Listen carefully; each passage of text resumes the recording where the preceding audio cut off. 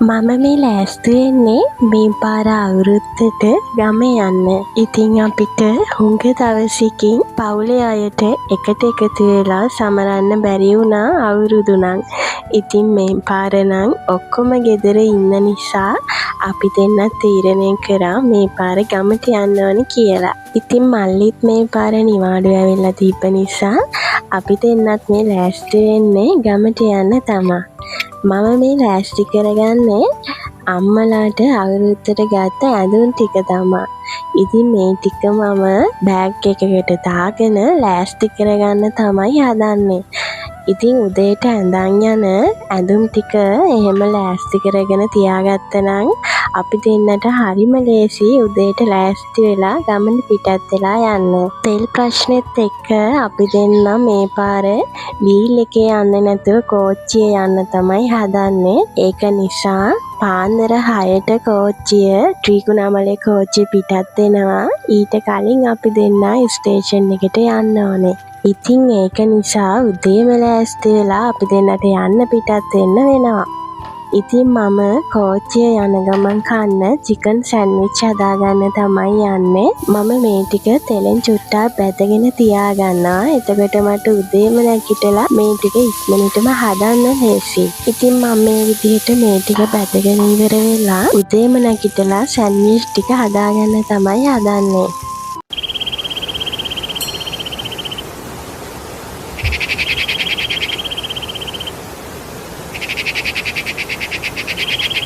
දැන් නම් පාන්දර 3යි.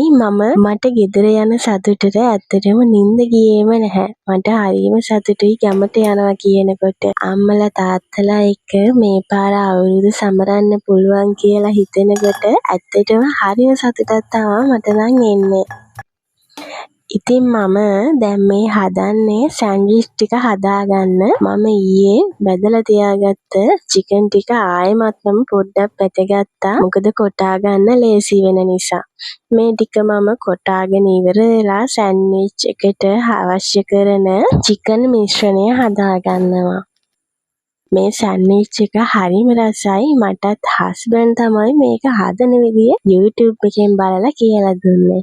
ඉතින් මේ විදිහට මම සෑන්ඩ්විච් ටික හදාගෙන ඉවර වෙලා මේ ටිකත් මම දාගත්තා. ගොඩාක් දුරට දැන් ලෑස්ති වෙන ඒවා වීඩියෝ කරගන්න මට බැරි වුණා. මොකද අපි දෙන්න 5ට බස් එකක් එනවා අපේ බෝධිම ගාවින්. ඒක නැගලා කොළඹ ස්ටේෂන් එකට යන්න ඕනේ 6 වෙනි කෝච්චිය පිටත් වෙන නිසා.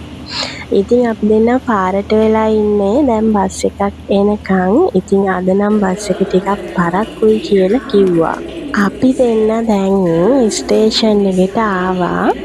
ඉතින් අපේ ත්‍රිකුණාමල ට්‍රේන් එක දැන් පිටත් වෙලා ඉවරයි. දැන් තියෙන්නේ මඩකලපුවට යන ට්‍රේන් එක. ඉතින් මේකේ අපි දෙන්න ගිහිල්ලා ගල්ඔය හන්දියෙන් ආයේ අපේ ත්‍රිකුණාමල ට්‍රේන් එකකට මාරු වෙන්න ඕනේ. ඉතින් මේක තමයි අවසාන ට්‍රේන් එක අපිට ත්‍රිංකෝලට යන්න තියෙන. පැය 8ක ගමනක් නිසා අපි දෙන්න මේකේ නැංගා. ඉතින් අවුරුදු නිවාඩුවට යන ගොඩාක් පිරිසක් මේ ට්‍රේන් එකේ හිටියා. ඇත්තටම අපි දෙන්න ගල්ඔය හන්දියෙන් මාරු වෙනකම්ම හිටගෙන තමයි ගියේ. අපි හිතුවා අපිට කුරුණෑගල දිහායින්වත් ඉඳගන්න හම්බ වෙයිද කියලා. ඒත් ගොඩාක් ලොකු සෙනගක් හිටපු නිසා අපි දෙන්නට හිටගෙන තමයි යන්න උනේ. අපි දෙන්න කෝච්චියේ දොර ළඟ තමයි ගියේ. ඇත්තටම ගොඩාක් ආසයි මම එතන නම් යන්න. ඉතින් ඉඳගෙන ඉවර වෙලා අපි දෙන්න දැන් මේ ගමන යන්න තමයි හදන්නේ. ගොඩ කාලෙකින් තමයි අපි දෙන්න කෝච්චියේ යන්නේ.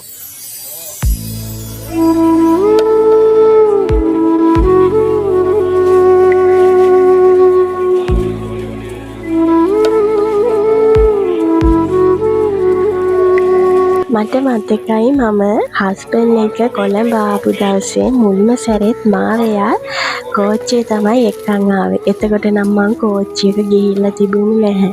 ඒ අත්දැකීම මට ලබලා දුන්නේ එයා. එදත් අපි දෙන්න මේ වගේ දොර අයිනට වෙලා තමයි ආවේ. එදා නම් අපි රෑ කෝච්චියේ ආවේ. රෑ කෝච්චියේ යන්න නම් මම හරි කැමතියි. මොකද හමන සුළඟත් එක්ක කෝච්චියේ ඉඳගෙන යනවා කියන්නේ ඒ තරම් නම් මට ආස දෙයක් නැහැ. කොළඹින් පිට වුණාට පස්සේ ට්‍රේන් එක ගමට ඇතුළු වුණාට පස්සේ ඇත්තටම ගමේ තියෙන සුන්දරත්වය බලන්නකෝ. දෙපැත්තෙන් වගාවල් තියෙනවා, කුඹුරු තියෙනවා, ඇත්තටම මිනිස්සු වගා කරනවා. මේ කැකිරාව හබරන සයිඩ් එක. ඉතින් ඇත්තටම ඒ පැත්තේ මිනිස්සුන්ගේ ජීවනෝපාය නම් හරිම ලස්සනයි.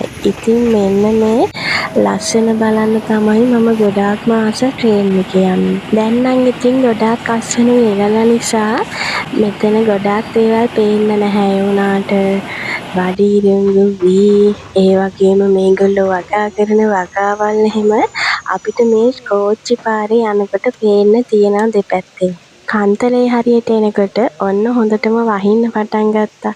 ඒකත් ඉතින් හරි අමුතු ෆීලින් එකක්. කෝච්චිය යනකොට වහිනවා කියන්නේ ඒකටත් මම හරිම ආසයි. ඉතින් මෙන්න මේ විදිහට අපි ඇවිල්ලා ත්‍රිකුණාමලෙන් දැන් බැස්සා.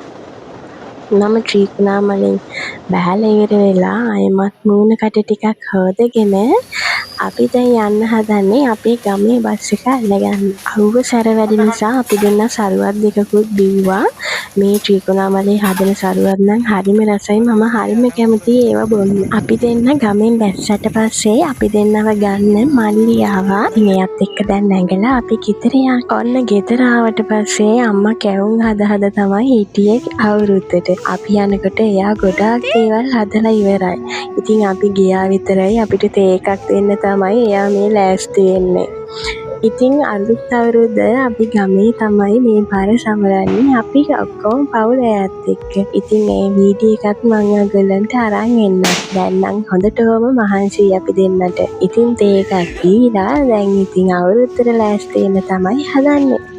අපි දෙන්න ගමේ ගියේ 13 වෙනිදා. මට ඒක කියන්න බැරි වුණානේ. ඉතින් පහවදාට අවුරුදු නිසා අම්මා කැවිලි මේෂ නම් ඔන්න ලෑස්ති කරලා තියෙනවා. තෙල් කැවුම් හදලා, කොන්න කැවුම් හදලා, ඒ වගේම පැණි වලලු, පොල්මුඩි, මුරුක්කු, ඒ වගේම කේක් එකක් ගෙනල්ලා තියෙනවා. ඔන්න අපේ කැවිලි මේෂ නම් මේ පාර ලෑස්ති. එහෙනම් අවුරුදු වීඩියෝකින් හමු වෙමු.